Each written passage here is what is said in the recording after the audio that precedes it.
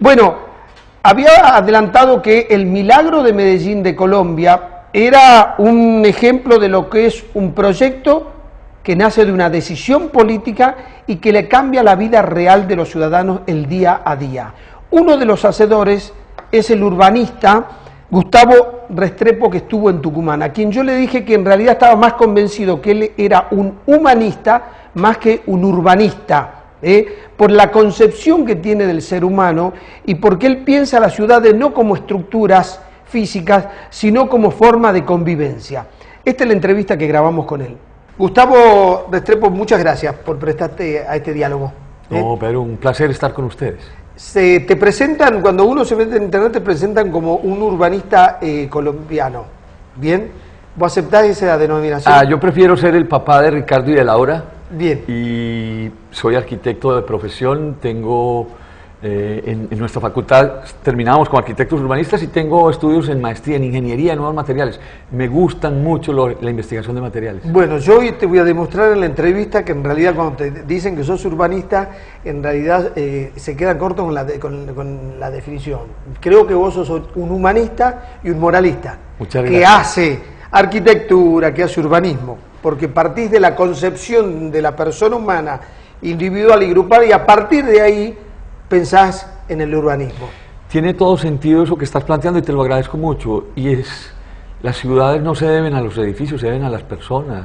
Los habitantes del territorio son nuestra responsabilidad. No es la estética, es la ética. Claro. Bueno, eso es propio del humanismo. Por eso cuando yo veía tus conceptos, tus entrevistas, digo, estoy frente a un humanista nato.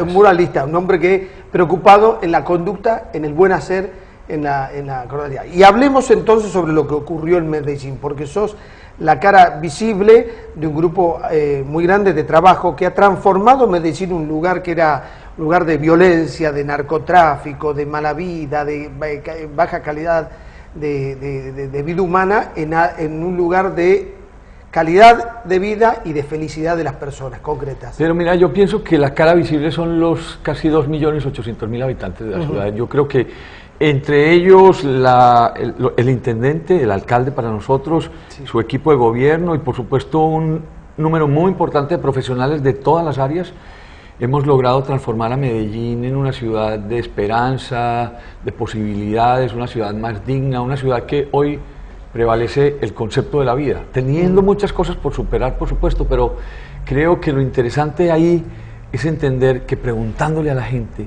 acortamos el tiempo de acertar en las soluciones. Y creo que ahí es donde resaltamos tal vez la metodología que hemos logrado en Medellín. Nosotros creemos que todo lo que está debajo del sol educa. Y eso nos ha permitido entender que las buenas prácticas están precisamente en consultarle a las personas, a los niños, a los jóvenes, a los adultos mayores, cuál es su historia, de a dónde vienen, qué quisieran tener, de qué manera la quisieran tener. No solamente preguntamos de la forma de las cosas, no solamente es un problema de contenedor, es un problema de contenido. Y siempre es mucho más fácil entender que la ciudad tiene clientes, y son ellos, los niños, los jóvenes. Nos han ayudado ellos a construir a Medellín. No la hemos hecho nosotros los profesionales, la hemos hecho con ellos. O sea que toda la bibliografía sobre las transformaciones sociales dicen esto, que no hay ninguna transformación social posible sin la participación directa de los beneficiarios. Pero claro, a ver, que uno no puede ir con un programa transformador en una sociedad y por eso la transforma. Pero además muy interesante el planteamiento, y es la única manera de que las intervenciones físicas transformen y se mantengan en buena forma en el tiempo, es construirlo con la gente, es que ellos sean veedores del proceso, porque mira, cuando las cosas llegan como caídas del cielo nunca se cuidan. Bien. Yo insisto que es mejor tener un papá inteligente que un papá rico, y un papá inteligente es aquel que educa, no solamente el que pasa dinero. Y eso significa entonces que necesitamos invertir el tiempo en el diagnóstico y en el proceso del diagnóstico, de saber qué quiere la gente, los ayudemos a prepararse, a educarse, porque necesitamos en Latinoamérica gente más competitiva. Y la competitividad no está en la cantidad de dinero que tienen en el bolsillo, es la capacidad de enfrentar los problemas. Y además que interesante, porque a veces uno cree que porque tiene voluntad es capaz de transformar algo, y lo que uno, aparte de voluntad, hay que tener competitividad. Yo creo que lo que pasa es que la palabra competitividad suena a veces muy duro, pero mira, darle instrumentos, darle herramientas a las personas que hoy no reciben más de $1, tener Sí. confianza en ellos, Bien. Vamos- construirlos como personas es muy necesario. Para que la gente comprenda el proceso, describinos cómo era Medellín antes de la transformación y después vamos a ver todos los aspectos que eso involucra. Un brochazo muy rápido. Sí. Medellín de finales del siglo XVIII era una ciudad incipiente, pero con una visión de largo alcance. Es un territorio que es prácticamente, yo lo llamo como un accidente geográfico. Es un hueco en la mitad de la cordillera de los Andes que se divide en tres. Así que topográficamente era muy difícil salir. Claro. Pero los antioqueños, los paisas, como nos conocen normalmente, se inventaron la manera de salir y era el ferrocarril. Construir un ferrocarril, el ferrocarril de Antioquia, eso permitió que Medellín muy rápidamente creciera como polo industrial. Esa pujanza del pueblo antioqueño hace que desafortunadamente por la violencia de nuestra nación migre mucha gente a buscar trabajo. En los años 70 viene una depresión del café, una depresión del ferrocarril que lo compra la nación, y esto trae consigo obviamente que la industria empiece a reducir. El narcotráfico crece, nace, se vuelve la oportunidad económica y eso trae consigo 30 años de la historia que todos conocen. Desafortunadamente Medellín cae en un espiral concéntrico sin mucho futuro que nos lleva a ser la ciudad más violenta del país, 381 homicidios por cada 100.000 habitantes y por supuesto una pérdida de valores. Claro. Que no solamente tocó, digamos, a la gente más humilde, sino que también tocó a los políticos, a los industriales. Esto es un tema complejo. Sí. Pero ese Medellín no podía perder el norte, y el norte era la gente. Y ahí fue donde nosotros tratamos de encontrar la solución. Encontrar el norte, el corazón de las personas. ¿Cómo nace la idea? Mira, la idea nace primero porque tocamos fondo, y tocamos fondo 30 años. Pero eso no es necesario que Latinoamérica tenga que tocar fondo. Luego, porque la clase dirigente no estaba dando soluciones y porque los industriales, y digo el gremio de los industriales, los profesionales dijeron en un día, miren, si seguimos de esta manera, Medellín va a ser invivible. Nosotros encontramos en el aeropuerto un letrero que decía el último que salía apaga la luz. Era una crisis de todos los valores. Por fortuna, una persona matemática dice en un momento, yo creo que esto necesita un cambio, se presenta como intendente a la municipalidad, se presenta en 2 ocasiones, en la segunda es elegido popularmente con la votación más alta histórica en Medellín, Sergio Fajardo, a quien yo creo que se le debe el cambio de transformación de la ciudad. A ver, me interesa el dato, se presentó 2 veces, la primera vez que se presentó 1990, sí señor, 1998 se presenta y saca 17.800 votos, una cifra muy regular. Bastante baja para el caso. Y él dice como matemático, mire, yo vengo haciendo una política distinta, la estoy haciendo en los buses, en la calle, en los semáforos. Desde mi perspectiva matemática, yo tengo 4 años durante el periodo de este alcalde, a ver qué pasa. Pues hizo eso durante 4 años, fue a caminar la ciudad, conversó con la gente, descubrió las dificultades, hizo un contacto directo con la problemática y con las familias, y eso lo llevó a tener 280.000 votos en 4 años. Bien. Era un buen matemático. Era muy buen matemático, supo multiplicar. Sí, muy bien. Y entonces él tuvo esa visión. Sí, y él propuso participación ciudadana. Bien. Y propuso también algo que yo creo que es fundamental en esta estrategia. Analizado, digamos, los indicadores como índice de desarrollo, violencia, población infantil que estaba creciendo, ausencia de sistemas de transporte público en estos lugares, cruzamos esa información más lo que la gente nos decía y empezamos a descubrir que donde deberíamos poner los recursos, y así nos lo dijo Sergio Fajardo en un momento, dijo, yo quiero que los recursos lleguen a las personas más humildes y más necesitadas. Así que el esquema no era hacer una ciudad de turistas, era una ciudad que resolviera los problemas más inmediatos. Y allí fue donde pusimos las estrategias que articularon el territorio. Bien, le tenemos que decir a la gente que hoy es una ciudad turística. Claro que sí. Pero fíjate, no es el objetivo que yo busco, es la consecuencia de haber transformado una sociedad vivible. Pero eso es muy importante. Mira, las ciudades deberían ser para que los ciudadanos se sientan turistas de su propia ciudad. Bien. Cuando mejoramos la calidad de vida de nuestros ciudadanos, inmediatamente estamos siendo aptos para recibir turistas. Yo te voy a contar una anécdota de lo que pasa en los hogares acá. A mi madre yo siempre decía, ¿por qué sacás los mejores platos cuando vienen las visitas? Pues no lo usamos nosotros todos los días. Así era, claro. Entonces, y el día que la mamá tenía amigas, ese día había un muy buen almuerzo, una muy buena comida en casa. Sí, sí. Ahora, hay un dato también interesante. Este proyecto de transformación nace de un municipio y no de un gobierno, porque son a veces superestructuras que son muy grandes para dar soluciones pequeñas. Pero nosotros a veces creemos que los municipios son muy pequeños para dar soluciones grandes. Vos estás rompiendo con esa idea. Mira, el gobierno nacional, si bien le ponía atención al problema del narcotráfico a nivel del país, Medellín estaba huérfana de gobierno. Así que esto nació por los industriales, y digo los industriales en términos generales, que dicen nosotros tenemos que actuar. Ahí nace el grupo base, El grupo base era ir los sábados a trabajar por los barrios, por la gente. Bien. No teníamos un nombre, no teníamos un apellido, no teníamos un vehículo determinado. Íbamos y trabajábamos y dábamos apoyo. O sea, dedicarle X cantidad de horas que uno podía dar a trabajar en unos vecinos. Sí, señor. Y era una red maravillosa de gente que ni siquiera lo hacíamos para salir en ninguna foto. Bien. De allí aprendimos una metodología que nos ayudó a entender que teníamos no solamente un compromiso social, sino que sabíamos y teníamos la capacidad desde nuestras profesiones diversas a dar soluciones concretas, a resolver los temas en corto plazo. Bien. Y eso yo creo que ayudó mucho, sobre todo para tener la confianza y poder recibir apoyo a las instituciones públicas desde la base, desde las personas que pagaban los impuestos, desde las personas que sabían que la ciudad se estaba calentando. Yo insisto mucho en el calentamiento social.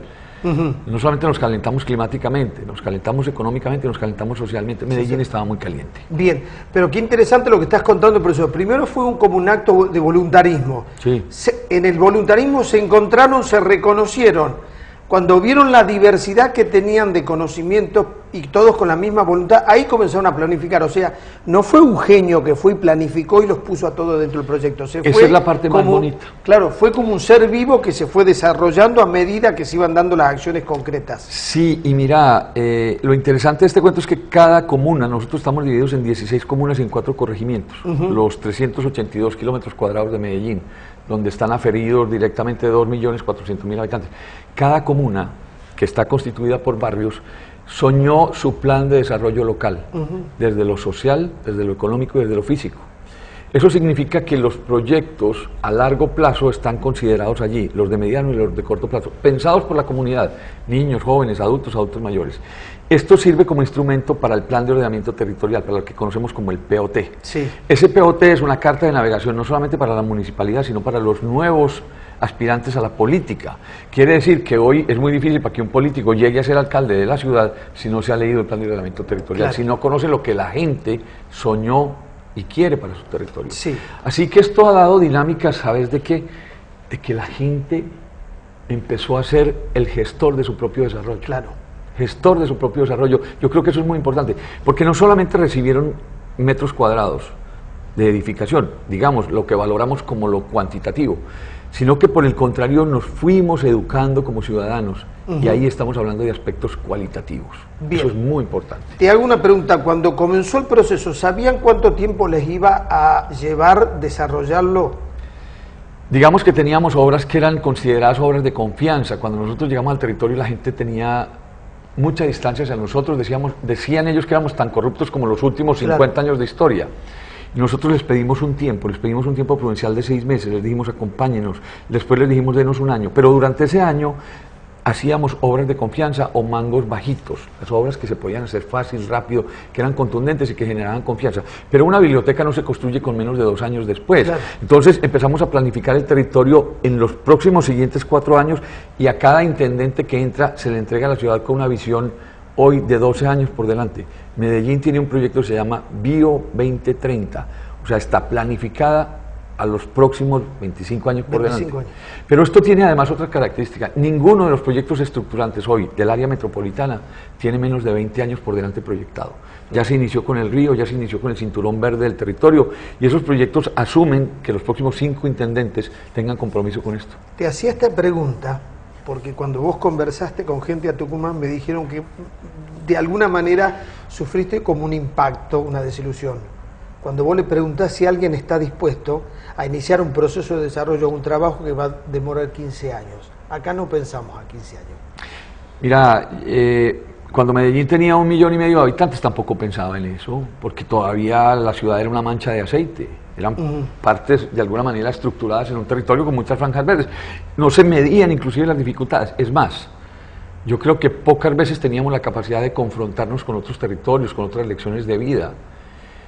Lo que ocurrió fue, y lo que ocurre hoy está claro, es que la ciudad los países están más comunicados, Latinoamérica se conoce. Sí. Hoy los bancos internacionales piden indicadores de desarrollo, muestran experiencias que son buenas en otras partes, lo que llaman ellos buenas prácticas. Así que hoy en día la ciudadanía y los mismos intendentes saben de las buenas prácticas. Acá ha cambiado el mundo, lo que vos decías. A ver, el mundo está más comunicado, la gente está mejor alimentada, tiene más información y además tiene mayor nivel de participación. Pero además no comen callados, hoy la gente ya no come, ya no traga entero, ¿me entiendes? La gente está buscando que se den soluciones prácticas. Por eso el poder se pierde tan rápido a veces, porque el nivel de participación de la gente es muy grande. Y por eso creo que es muy importante que hoy, digamos, el gremio dirigente actúe planificado, porque no es un problema de dinero, es un problema de ideas. De todas maneras, la inversión que se hizo en Medellín fue muy importante y la aportaron sectores privados y el sector público.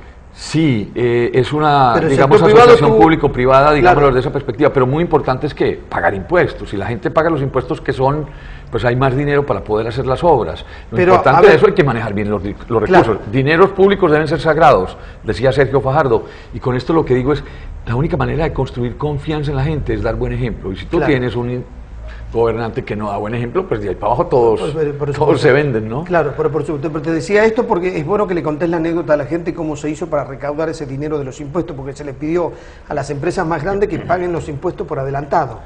Sí, pero mira, de esa misma conversación que veníamos ahorita, los industriales fueron los que propusieron el cambio de llegar a los barrios. Es que los industriales mismos sabían que Medellín necesitaba recursos y necesitaba una actitud seria de parte de ellos.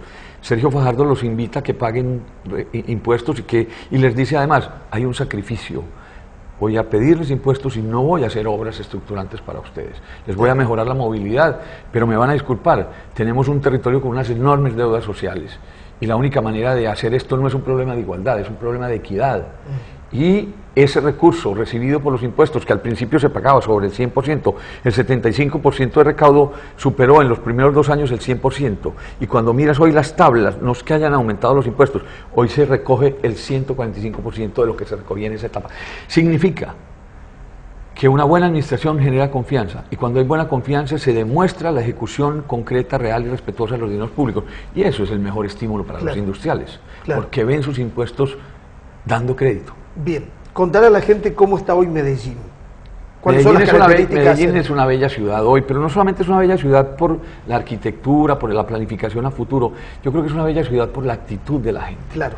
Yo creo que hemos cambiado, yo creo que hemos sido cada vez más receptores de la oportunidad de educarnos. Ha bajado el índice de homicidios drásticamente, tenemos dificultades como todas las ciudades latinoamericanas, pero yo siento algo hoy en el aire de Medellín, es que tenemos sueños de seguir construyéndonos, de creer que nuestros jóvenes, nuestros chicos tengan más oportunidades para que algún día puedan tener mayor competitividad y sobre todo algo que yo creo que va rompiendo la brecha, y es que la gente no se disculpe de que no hay oportunidades. Si tú tienes el colegio cerca, si tienes un buen sistema de transporte al lado, no puedes decir que el Estado es el culpable. Claro. Hoy la gente toma la elección de ir a estudiar o no. En unos años ellos dirán, yo no la acepté o sí la acepté, pero estoy muy seguro que la gente que acepta el reto de ir a estudiar con las oportunidades que genera el Estado, es una gente que se transforma. Y no solamente se transforma desde la perspectiva de recibir un recurso económico, se transforma de corazón. Claro. Y cuando tú construyes solidaridad, cuando entiendes que la familia, cualquier visión de la familia, es una estructura estratégica para transformar las ciudades, y no estoy hablando de calles, no estoy hablando de lámparas, no estoy hablando de... Eso transforma los territorios, se vuelven ciudades más dinámicas, más abiertas. Lo decías bien ahorita, Medellín es una ciudad turística hoy. Ahora, es muy interesante el proceso que acabas de decir. Vos decís, el Estado a cada chico le tiene que poner un hospital, le tiene que poner una escuela, un transporte público y darle oportunidades sociales. Ahora, el chico, si no tiene voluntad, todo esto que invirtió el Estado no lo va a utilizar. Así es. Entonces, es muy importante que nosotros aquí gobernó durante muchos años y está marcada la cultura por el peronismo. Y me parece que el peronismo tiene una deuda social con los sectores bajos, que es decirle, señores, el que no trabaja no come. Y la Biblia hace 2000 años dijo, ganarás el pan con el sudor. Así es. Pero además es que es muy importante lo que estás diciendo, nada regalado se cuida. Lo que cae del cielo, nosotros los seres humanos lo descuidamos y lo desprotegemos. La conciencia está en, al menos participen socialmente del diagnóstico, vayan a las reuniones, den sus ideas. Mira, quejarse y criticar es muy fácil, pero cuando te pones del lado de participar y de educarte en el proceso, llegas a un momento inclusive a no pelear, a no parar el tráfico, sino a levantar la mano, pedir la palabra y opinar. Es más, nuestras comunidades hoy están estructuradas, y no estructuradas desde la perspectiva política, están estructuradas desde la base, del grupo, por una razón. Ellos descubrieron que seguir peleando contra la rueda no tenía sentido, era mejor hacerse detrás del camión y empujar para adelante todos. Claro. Ahora, qué interesante, porque ese lugar, Medellín, estaba tomado por el narcotráfico, por Pablo Escobar, no por cualquier narcotraficante, ¿no es cierto? Le ganaron a él. Pero además, el otro desafío es que la droga era un ingreso rentable para la familia. Ustedes les tuvieron que explicar que iban a ir a otro ingreso diferente. Y hubo en algún momento que esa plata no ingresaba y había que tener esperanza que iba a haber... O sea, perdieron una satisfacción momentánea por una satisfacción futura y aceptaron el desafío. Pero eso que tocas es la clave de la transformación. Yo insisto mucho porque la gente dice, qué bueno ser como Medellín. Yo digo, no, no tienen que ser como Medellín, sean ustedes. Y eso lo planteo siempre en cada territorio que tengo oportunidad de conversar con la gente. Porque la gente dice, ah, qué bueno Medellín. Y yo digo, Medellín fue capaz de salir adelante porque se pensó. Y en eso hay un tema que es fundamental. No hay que discutir y no había que discutir contra los capos del narco. Había que encontrar las bases de lo que Antioquia y los antioqueños habíamos sido en su momento en la historia. Y haber fundado un territorio en un accidente geográfico, haber construido un ferrocarril, haber generado empresa en ese territorio, ser capaces de exportar desde ese territorio demostraba que la legalidad, la confianza, los buenos gestos, el empuje, la tenacidad, la responsabilidad del ser y la responsabilidad compartida, eran capaces de haber construido una cultura como la nuestra. Y sobre eso nos estructuramos, no nos inventamos nada, le dijimos a la gente, devuélvase 50 años del narcotráfico y dése cuenta que ahí hay un montón de valores. Y lo que hizo una buena gobernanza fue encontrar los valores de Medellín. Y esa es la estructura hoy de la actitud de Medellín, de la gente de Medellín. Qué interesante cómo se hizo el planteo filosófico. Sí, señor. ¿No? Sí, señor. Para transformar lo económico. Lo dijiste, y no el planteo económico. No es que dijo, mire, ¿cuánto les deje el narcotráfico? 5, yo le voy a dar 6, venga conmigo. Eso no es transformación. Eso es un negocio que termina... Lo dijiste al principio, esto es un trabajo humanista. Sí, a ver, el planteo de ustedes es básicamente humanista. Sí, señor. Que tiene elementos de la arquitectura, que tiene elementos de urbanismo, lo que quiera. Ahora, mucha gente estará esperando una pregunta clave en esto. ¿Estás de turista o venís a trabajar? Alguien me decía en estos días algo muy bonito, me dice, hombre, qué tan bueno que vos sos un turista pagado. Y yo disfruto enormemente recorrer Latinoamérica, para mí es un disfrute, poder llevar las buenas prácticas que he tenido oportunidad de ver en distintos lugares, me ayuda mucho. Pero mira, hay que resaltar, el intendente de Tafí Viejo, lo conocí hace más o menos un mes y me dijo, Gustavo, me interesa tu tema, ¿por qué no venís y miramos? Javier Noguera. Sí, señor, y lo más bonito es esto, no tiene que ser un municipio grande, no tiene que ser un municipio poblado en términos de altísima densidad, claro. Tiene que ser un municipio que tenga visión de crecer planificadamente. Entonces me invitó a trabajar, y lo que estuvimos haciendo estos 3 días fue hacer un taller con una comunidad particular para que sea multiplicador y para que podamos encontrar maneras de diagnosticar el territorio y poder desde allí construir una visión planificada del territorio. Así que, digamos, soy un huésped bien recibido que me dan la oportunidad de conversar con la gente directamente, así que soy un privilegiado. Pero además, qué bien que lo definiste, no es que traes el modelo Medellín a Tafí Viejo. Seguro que no. No. Con aquella experiencia podés plantear las bases para que se haga una experiencia propia. Cada comunidad debe tener su propia experiencia y vivir su propia historia.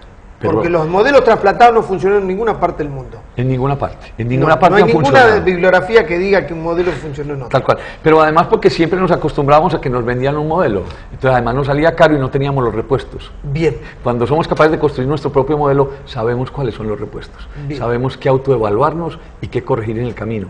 Bien. Cuando es copiado no tenemos ni idea cómo mejorarlo. Bien, ahora qué interesante lo que definiste. Una ciudad funciona bien no solo cuando funciona bien el gobierno, cuando funcionan bien las empresas, sino cuando los ciudadanos tienen una escala de valor y están dispuestos a vivir la experiencia de la vida como un acto comunitario. Mira, es que eso es básico. Saber, cuando Medellín pasó por los momentos más duros, no era que hubiera perdido la esperanza, pero tenía los valores, digamos, distorsionados. Yo creo que construir confianza con la gente es decirle a la gente, mire, estamos ahí, nos vamos a demorar un poquito, pero estamos ahí. Y empiezan a llegar obras y la gente empieza a reconocer que aunque faltan muchas cosas, las obras han empezado a llegar. Se beneficia el grupo comunitario, no necesariamente el vecino particular. Eso significa que ellos, sus sueños de proyecto, los planes de desarrollo local que decía ahorita, ellos dicen, tenemos 45 obras, como en la Comuna 13, van 22, no importa, nos quedan todavía 23, pero llegarán porque hay confianza, claro. Hay confianza, hay gestión de parte de ellos para que las cosas sigan. Y eso significa inclusive dar ejemplo, quiere decir que un papá y una mamá que hoy está cumpliendo esas metas, que hace unos años construyó de parte de ellos el sueño con los hijos, hoy sus hijos los ven como un ejemplo positivo y dicen, papá, hemos logrado mucho en poco tiempo, qué bueno la Medellín que viene. Ahora, es muy interesante lo que vos planteás, porque lo he leído en varias bibliografías. Hoy hay que capitalizarla a la gente. El concepto antiguo era que capitalizar a la gente era darle dinero, y en realidad un ciudadano se lo capitaliza cuando se le dan oportunidades, buen tránsito, esparcimiento, buenos espacios públicos, posibilidad de trasladarse, de abandonar su ciudad e ir con los valores a otro lado. Así se capitaliza a la gente. Yo siento que eso es sembrar en el futuro, y con esto planteo que en las casas sembramos, en las escuelas cultivamos y en la ciudad cosechamos. Si nosotros volvemos transversal el tema de la educación, en 21 años Latinoamérica podría ser otra historia. Y eso significa que necesitamos tiempo, sí, necesitamos políticas públicas de continuidad, sí, pero sobre todo, seamos honestos en el diagnóstico, no nos digamos mentiras, para que podamos ser claros en la solución. Bien, esto es clave, porque claro, si no somos honestos en el diagnóstico, vamos a hacer un acto de simulación sobre otro y de puesta en escena que no va a tener ningún resultado. Así es, obviamente. El impacto será mucho menor, inclusive, cuando tú entregas una biblioteca en un lugar que no la necesitaban, la dañan. Así que estás arando en el mar. Creo que parte del diagnóstico tiene que ver con comprometer a las personas, claro, con hacerlas veedoras de su propio desarrollo, y eso significa que todo lo que reciban no es necesariamente un edificio, es un metro cuadrado, es haber construido durante el tiempo su propio ser, claro, su personalidad, y eso significa que se van a valorar como personas, se van a dignificar como personas, sus ideas son valoradas, y luego serán los responsables de mantener sus sueños vivos. Y ahí es donde aseguramos la sostenibilidad y la sustentabilidad de la ciudad y de la cultura. Bien, con esta respuesta termino satisfecho, gané la partida, estoy frente a un humanista que se cree un urbanista. Gustavo, muchas gracias, un gusto conversar con vos. El mío, muy amable.